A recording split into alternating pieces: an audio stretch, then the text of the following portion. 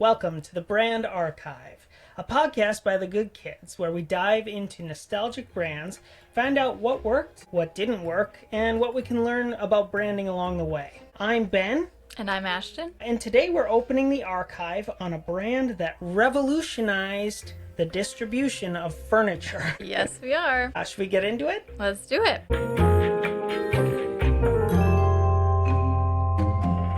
All right, so today we're talking about IKEA, which I am very excited about. You like IKEA. I just love IKEA. So all this time, we did three brands. We did three brands leading up to this one, and this one is an exciting one. Yeah, for me. Yes. Yes. Yeah. I mean, because everybody, right, like there's all these nostalgic brands out there, but there are definitely ones that hit more home. Right. Yeah, yeah. And you have a lot of experience with just enjoying the space of IKEA and going with Caleb to IKEA and planning things. And it's also, forgive me if I'm wrong, but it feels like your aesthetic. Yeah, to a degree. I mean, fun fact about Ashton, I almost did interior design. That was kind of my first, taste into the design world. And so I think naturally I just still love that. Right. Now you have to waste that talent on podcast sets. Yeah. It's beautiful though, right? It is. And then I went to school in Minneapolis, not because of IKEA, but it was a nice perk. Nice, absolutely. And did you put IKEA furniture in your dorm? Yes, that was one of the first things that of course we didn't have cars right away the first couple years of college. That wasn't allowed on campus. Right. And so whenever somebody did have a car and they were willing to drive a half hour to IKEA, we did it. Okay. And we just loaded up. Well, and because they don't ship to the dorms? At the time they didn't. Okay. They might have shipping now, but okay. Well, as we're going to find out, yes, it could have been very easy for them to ship to. It's true. Well, let's dive into some history. Ingvar has had an entrepreneurial itch his entire life. And apparently he started selling matches when he was about 5 years old, and his parents encouraged the entrepreneurial spirit in him. Mm-hmm. I think that's just awesome. I mean, his whole story is honestly quite wild because IKEA is this mega brand and company today, but he literally started as just every 5-year-old kid on the block. He didn't come from wealth or money or anything else that you could maybe assume that he started with, right? But he was just a regular kid. I mean, he wasn't 5, but he was only 17 years old. Yeah, 17 when he started this sales business. Yeah, and it wasn't furniture right away. So he sold things like pens, wallets, picture frames, all sorts of stuff like that by mail order. And that was his business. And he ran it from his kitchen table, and he used a bicycle to deliver the goods. And so, like I said, it just reminds me of a paper boy on a paper route, starting small and scrappy and trying to make it in the business world. The other thing that was really fascinating about kind of his upbringing and that in high school, he really was learning about all of the kind of supply chain things. Mm-hmm. And he realized that nobody focused on distribution. Everybody was all about how can we make this product as fast as possible, as best as possible, as cheap as possible. But when it came to distribution, it was a total mess, and people didn't seem to focus on that or care about it. Right, and I can just see him, 17-year-old Ingvar, rubbing his hands together with money signs in his eyes, looking at his bicycle with a little trailer on the back. I'm going to distribute all my stuff. Yeah, so I think that was always in the back of his mind because, he saw an opportunity there. And then he also was an office clerk, and he served time in the military in addition to starting IKEA at age 17. So this was a night and weekend hustle. He had some energy. Yeah. But the furniture idea didn't start until 5 years later. And so he kind of had this... not aha moment, but he really experienced a lot of challenges with import licenses on the products that he was selling. And so that could have been it. That could have been the end of his entrepreneur journey. He faced this challenge. It was too much, and he was like, I'm out. But instead, he decided to look at furniture because he noticed some other people were in the furniture game and that it seemed to be going really well. And it was like once he switched to furniture, for him it was this like returning to his childhood because I guess he like grew up in a forest and wood was like already a super popular natural resource that his country and his village used. Like that's what they were known for. Wow. And so it was like, oh, of course I'm going to do furniture. Just kind of going back to his roots. Yeah. But it was just a small, scrappy operation in rural Sweden. That's where IKEA comes from. So IKEA revolutionized furniture retail with flat pack concept. What is that, Ashton? Yeah, so this all started with Gillis, and maybe I'll let you explain that because it's fun. But the flat pack concept is what we know today, where like all of the furniture parts are packed fat. Wow, what a tongue twister! Yeah. They're packed flat in a box, as we know it as today at IKEA, right? Like, right. So everything's very tight, and you're not like physically picking up a chair, and bringing that into your car, right? Everything is packed very tight. Much as you can into your car on the way home. And that was totally new because you didn't DIY like your own assembly of the furniture back then, let alone you bought it and you would just move it into whatever vehicle you were using. Yeah, so apparently they were working on a magazine around this time, and this Gillis Lundgren, he had to take the table to the photographer so that they could get a nice photo of it and put it in the magazine, and it wouldn't fit in his car, so he took the legs off, and he thought this was such a brilliant idea that he brought it to IKEA, and they ended up starting to pack everything that way. Well, yeah, I mean, when he's thinking about distribution, that is a next idea on how to more effectively distribute the products. And so I'm sure Ingvar was just jacked out of his mind. Like, this is the idea we needed to make this possible. So. Right. It also helps with storage in the stores and also having a bunch of them, so if a few of them are taken off the shelf, there's still room for more of them. Yeah, so it helped in a couple of different ways. Yeah, very smart. And speaking of the catalog, their first one was 1951, but fun fact behind that is another innovative story from Ingvar, because I guess they were just really disrupting the furniture industry, and people were used to going to these like trade shows or exhibitions where people would go and look at furniture and buy them. But they just were so mad at how they were disrupting the industry that people would kick them out of these events. First, they would hold their own events and their own exhibitions, but that also led to the idea of the catalog because they're like, well, why do people have to come to us? Let's just bring this catalog to them. And so, again, there was this whole pricing war and stuff going on, but they innovated. They pivoted and they made the catalog. And they're better off for it. Oh, definitely. Yeah. And they didn't have a store until 1958.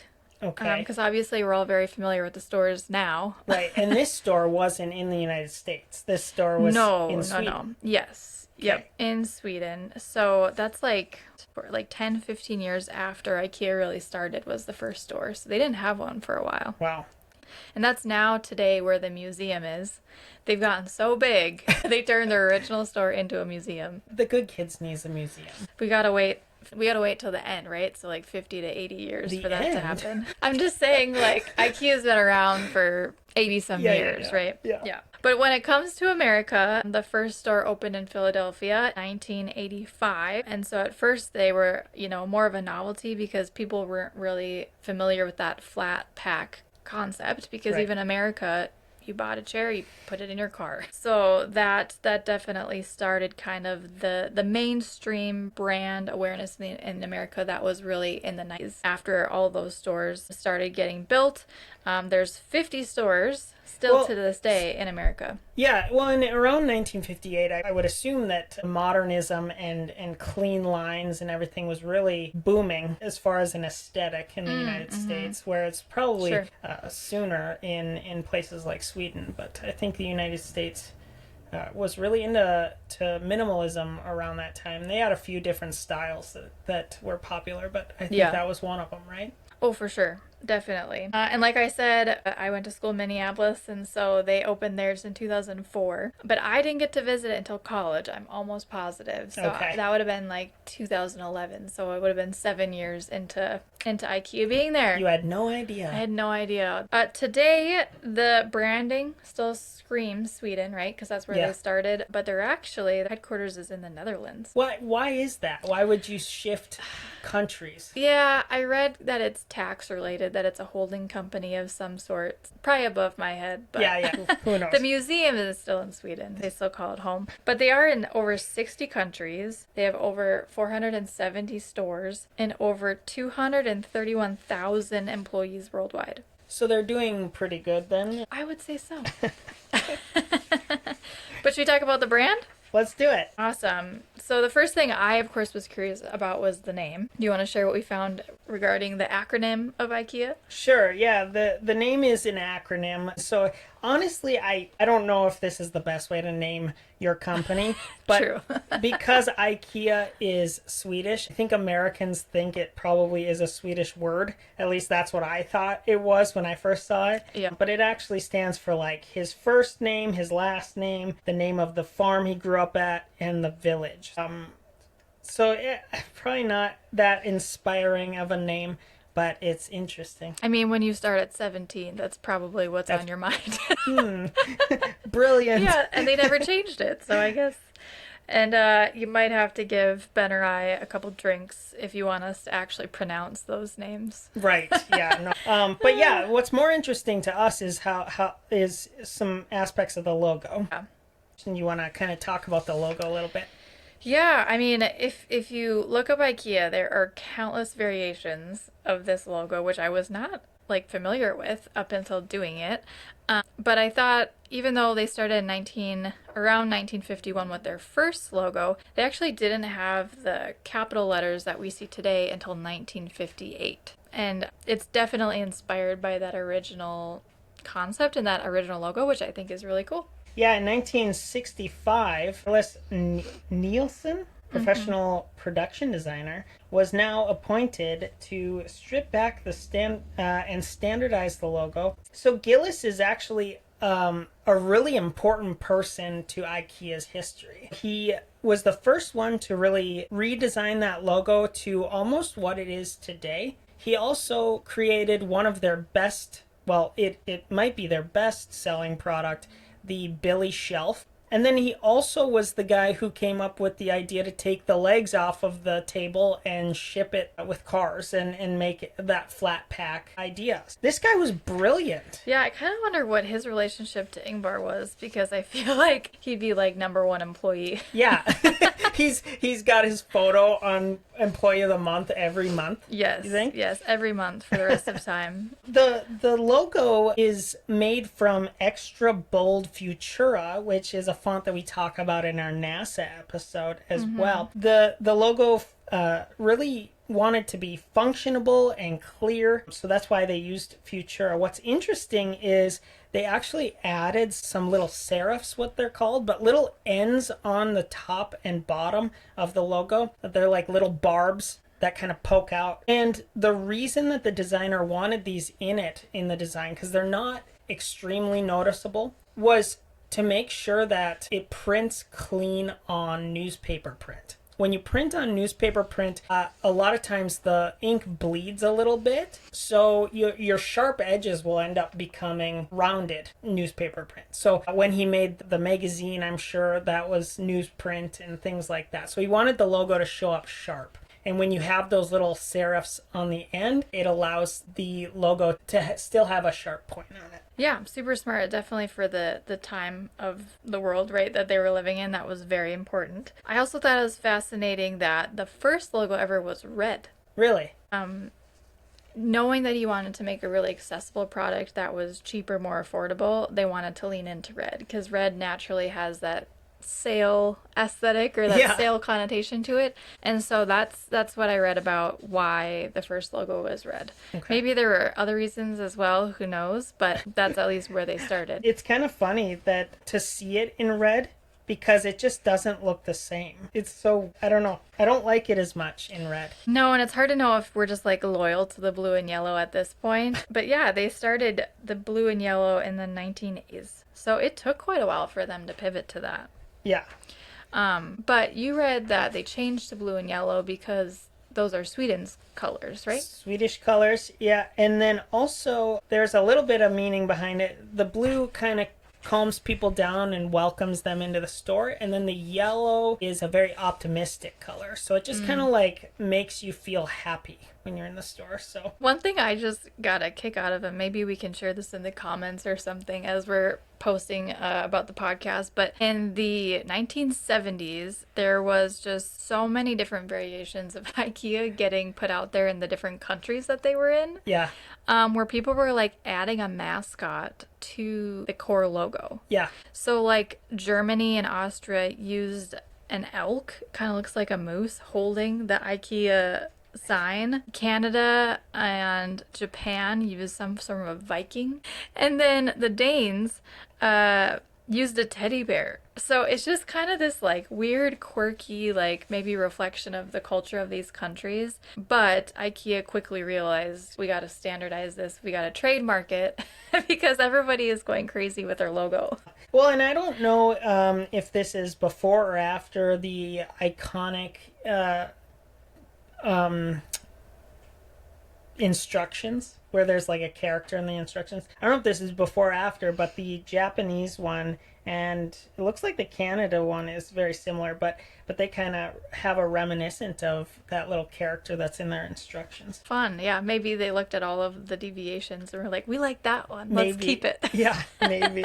Yeah, so as of 1984, they are officially trademarked, so people have to use it properly. But the most recent logo update was in 2018, so not too long ago. Yeah. But they made a lot of small changes that I think were smart. Yeah, so the agency is 70 Agency. The goal was to redesign it to a point where you made small, like really impactful improvements, but also make sure that it can allow it to be basically so the logo can sit next to the old logo and not look out of place. So it had to be small changes because obviously with how many stores they have and how many products that they have with this old logo on it, it would cost an insane amount of money to just like change everything with like a switch, and everything is changed. So when companies are this big, you usually make smaller changes to the logo, smaller improvements to make sure that all the old logo stuff can still be used and there's not a big jarring difference. But some of the things that they changed were they made the oval a little bit more like less stretched out, and this helps the logo feel more comforting. They shrank those serifs that we talked about, and this makes it feel like less stressful. They made the word mark bigger so it's easier to read, and they included the registration mark inside the oval to make things feel a little bit more planned. At least I'm kind of justifying it in my head. I'm trying to figure out why they did all those things, but that's kind of my best guess on why they made those changes. Yeah, I mean, with newspaper no longer a necessary piece of collateral, it makes sense that they could focus on other things. All right, now an ad from our competition. Need a logo? Do you have 1 minute? Introducing 1 Minute Logos, TM, because who has time for thoughtful design anymore? Why spend days, weeks, or bother having an actual conversation with a designer when you can generate a fully logo-looking logo in just 60 simple seconds? 60 simple seconds? At 1 Minute Logos, we don't explore ideas. We pick one and run with one. Stop waiting, start branding. I'll do 1 Minute Logos. If it looks like a logo, it is one. Wow, what a great service. A lot of people don't know, but this podcast is actually AI generated. You heard it here first. Well, outside of the name and the logo and the colors, you know, a lot of times when we talk about brand, we are talking about the reputation as a whole, the feeling that you get around this company. And I think that's why IKEA is so brilliant, is they can cross off name, logo, colors, right? They got that. That's kind of the easy stuff. It's more so about the brand promise and the culture that they've built so far because they do have a really clear brand promise. There was a quote from the founder when he was asked in 2014, so what does IKEA actually stand for? And his quick reply was, IKEA stands for good stuff at decent prices. And I mean, that summarizes it really. I mean, of course it has this like minimalist, clean, functional element to it, but the goal is really that he's making something valuable at a really affordable price. Yeah, and I think it goes so much deeper than that.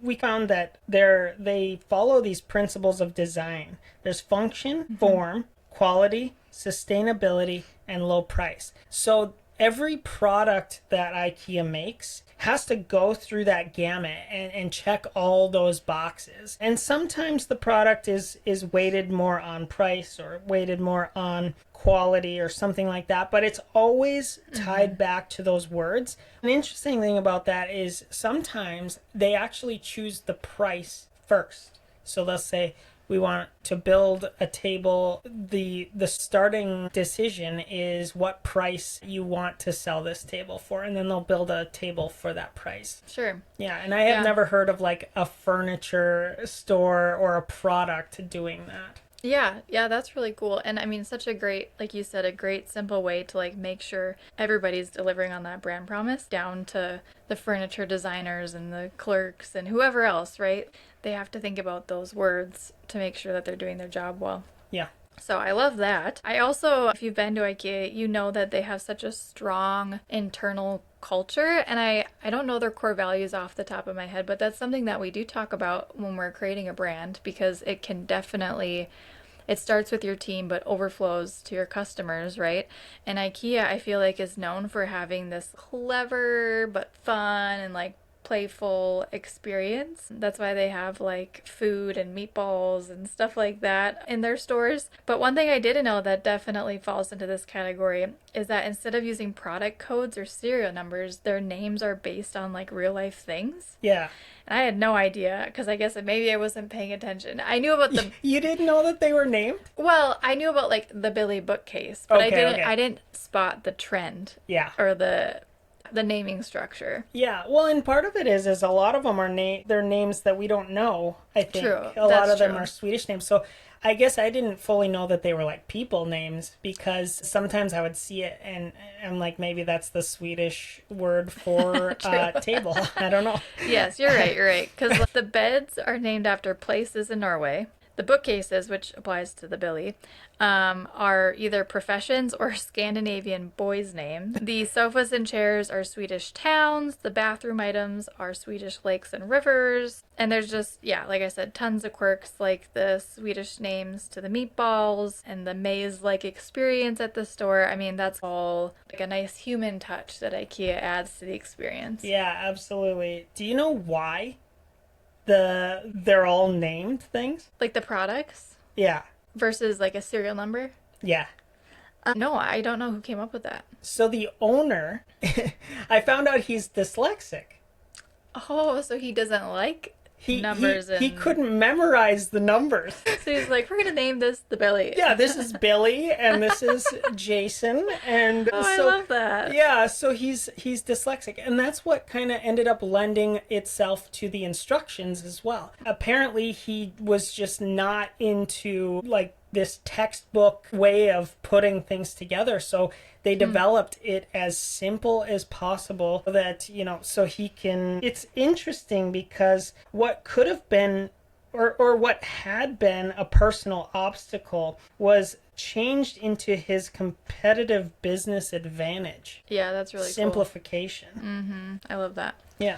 Just gotta lean into your strengths Or weaknesses. or weaknesses, or turn your weakness into a strength. There you go.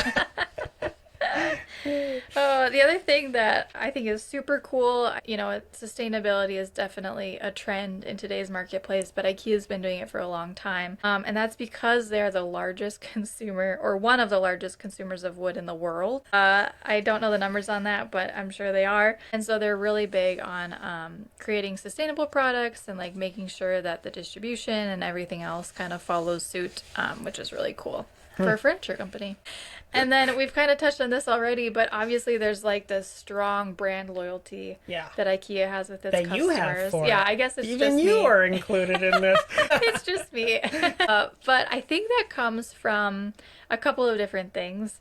Kind of like my college dorm. A lot of times when people are buying furniture for the first time, it's their first apartment and they're broke, right? They don't have a lot of money. And so IKEA gets to kind of be the solution in that moment. People remember you when you're such a great solution, when you're kind of starting your life out for the very first time as an adult. And so I think that's kind of maybe where the loyalty starts. Yeah, it's awesome because college students usually have time on their hands, and that's, debatable. But compared to maybe parents or maybe even grandparents or something like that, college students have time, but they don't necessarily always have money. So it's a really great solution for them to get a jump start on furniture and life in that way. You found a few really interesting things about the way that they build loyalty. And one of them was that they host weddings. I was surprised to see that. I mean, it's not, I don't know if they promote this, like they don't try to be like an active like wedding vendor or venue. Yeah. But in like Australia and even Hong Kong, they have hosted weddings because sometimes couples meet there, like, and so they're like, this is where a love story began. Let's get married at IKEA. And so they have hosted weddings. Do you think that the pew is made with like white particle board? I bet they just have like all of their chairs, like their furniture chairs, and that's what they do. Yeah. Maybe a Billy bookcase is like at the altar. I think the Billy bookcase is the what's the guy that is marrying the people? Oh, like the pastor, the priest. Pastor. Or Billy the is the officiant. Yeah. They also host events like BYOF, which is Bring Your Own Friend. And this is a really great way to, in some cases, double your fellowship. Is that a word? Fellowship? I mean, at this point, they definitely have a fellowship. So. Yeah. In UK, they actually hosted sleepovers. See, that would have been so fun in college. That would have been fun. Yeah. Yes, absolutely. That makes me think of like Corduroy. I don't know if it's just because I recently read that book, but it's, he was in a furniture store. Sure. No. And then in Paris, they did this really interesting guerrilla marketing thing where they fully furnished 5 apartments in the subway. And so at first I read it, it said they fully furnished 5 small apartments, and I was like, okay. But they did this to show what you can do with their furniture in a small space. But the interesting thing was this was actually in the subway. So people were paid to live in this little apartment that had no walls. Oh, it's just in the middle of the subway area. Yeah. And so they would be living there for like 4 hours at a time or something like that. And people would walk by and see the IKEA furniture being used. Such an interesting... I love it. And I don't know if it would happen in the United States. But I just love that Paris was able to do that. Yeah, so really just so many things that connect with people, right? On like a people-to-people level. So they're just super approachable, which goes back to their brand promise. So that's how you can build some loyalty. And we would be remiss. We would be remiss if we didn't mention a couple fun cultural moments too, because I think it's kind of a sign of success if you're actually like a part of media and culture. Yeah. And one thing that really stands out to me is Rachel from Friends. There's definitely an episode where she says some of it's Pottery Barn and some of it's not. She's referring to IKEA. Really? Yeah, and I guess there are some people say that some of the furniture on set of Friends was IKEA as well. Well, because that makes they were sense. in that phase of life, right, where it was like their first apartment. Yeah. And, yeah. So anyway. Well, I will say that if Ross would have got a couch from IKEA, he probably wouldn't have had to pivot, right? Yeah, he needed the flat leg concept box. Yeah, this little dinky box. Yeah, can you imagine that scene with a box instead of the couch? Yeah, what the heck?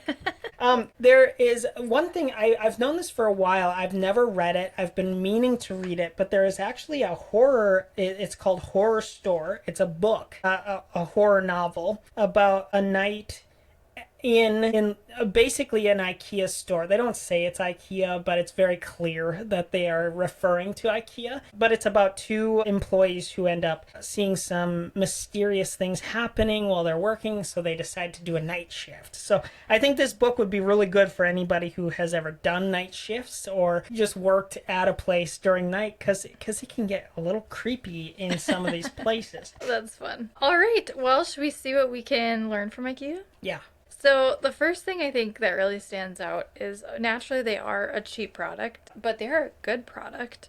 And one thing I think they do really well is that they've really created a story behind why they are cheap to help control the perception. If you just kind of like are cheap and you let it hang out there and you don't really explain why, people might think it's too good to be true.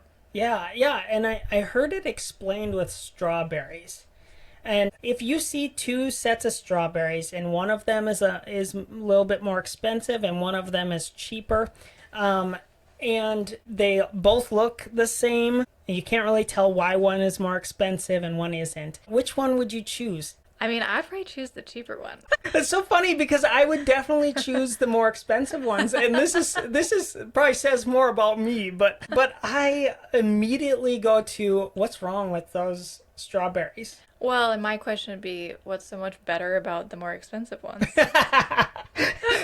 Okay, well, there's a way that would satisfy my brain with the strawberry idea, and that is if there was a good story for the cheaper ones. Yeah. And so if there is a strawberry patch that allows me to go in and pick the strawberries myself, and that's why they're cheaper, all of a sudden I understand that, yeah, okay, this makes sense. Why they're cheaper. They're still just as good. They're just because I'm doing part of the labor. Yeah. I mean, even in your metaphor, even if I would buy the cheaper strawberries, if there was no explanation, I would still wonder why they were cheaper, even though I probably would still be price conscious. You probably have a tummy ache after eating them.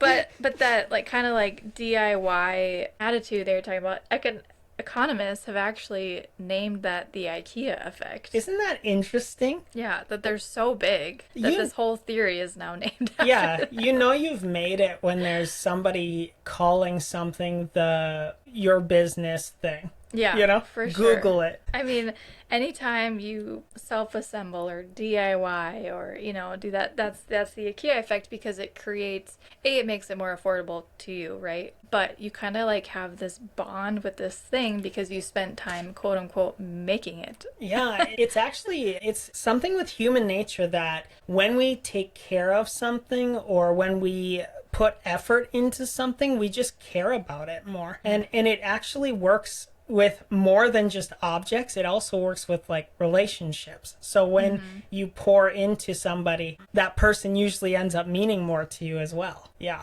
Yeah, that's wild. The other thing that we've talked a lot about on the podcast so far is innovation, right? Because we've seen that with these other kind of tech companies that we've been talking about. But one thing that stands out with IKEA is they didn't necessarily innovate within the product itself. I mean, to a degree, right? But they more so innovated on how they delivered the product with that flat pack concept and the distribution side. And so I think that also can make us kind of take a step back and think about, maybe your product or your service itself doesn't need to be improved. Maybe it's all of the other stuff around it, right? Maybe it's your communication around it. Maybe it's how you deliver it. All of those other kind of like soft skill things around it. Maybe that's where the innovation needs to lie and where the opportunity is. Yeah, absolutely. And then the last thing, kind of going back to their culture, I think it's worth noting that, like, even though you do have a cheap product, that doesn't mean your culture has to suck. That doesn't mean you have to treat your people bad or you don't get to invest in your customers. Like, they're a proof of concept that, like, you can have an affordable product or service but still have a really great company that people admire. Yeah. It can be fun, it can be attractive, and so don't let yourself fall into that trap if you have a cheap product. Because, I think it says a lot about the company when, it is a cheap commodity sort of thing, but people still are proud to work there. Right? Oh, yeah, definitely. Well, for our audience question this episode, we had to look into the top selling product at IKEA.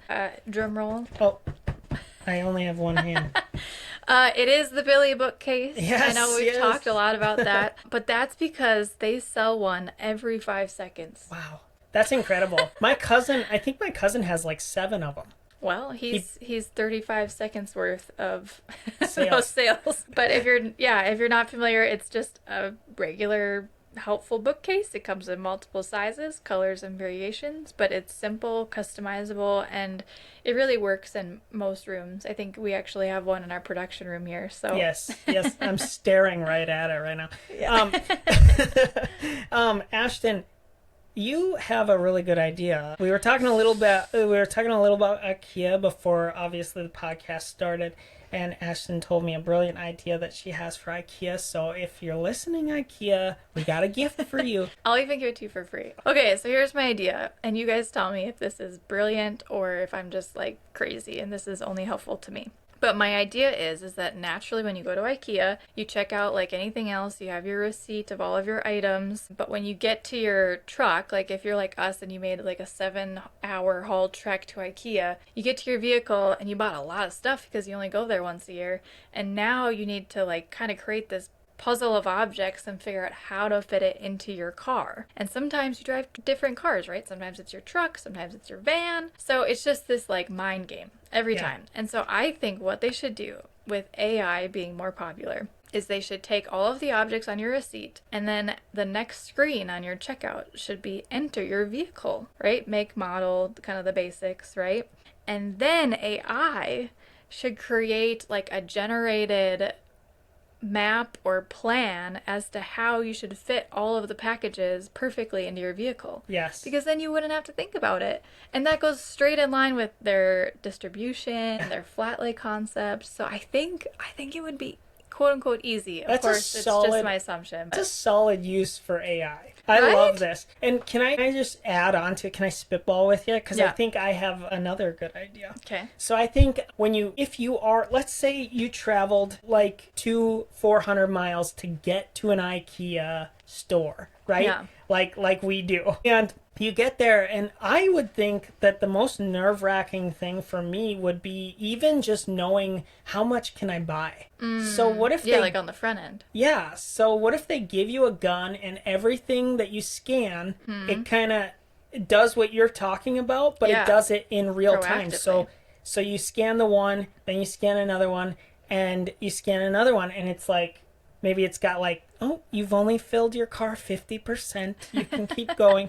Because Yeah, I you feel can like, afford to buy more. yeah, but even you have the room Yeah. you can afford, and because there have been moments where you guys have 2 businesses, so you guys go up there to actually sometimes get furniture for your businesses, and you do want to load up as much as possible, and I could see how that could be a little bit like, because even after you swipe your card, you go out to the car, and then you're like, you can't fit something in. Oh my gosh, that would be so frustrating. Yeah, shout out Yeah. to my college roommates, because if that happens and we can't fit something, we store it in the garage until the next time Oh. we can go there, or we have them like ship it to our house. Sure. So I've definitely been in a pickle before. Oh, So well. that would be very helpful. Perfect use of AI. That would make me excited to go to IKEA, So actually. if IKEA does implement that, which I would be wonderful, they should call it the Ben and Ashton Ooh, yeah. something. I don't Ben know. and Ashton something. Yeah,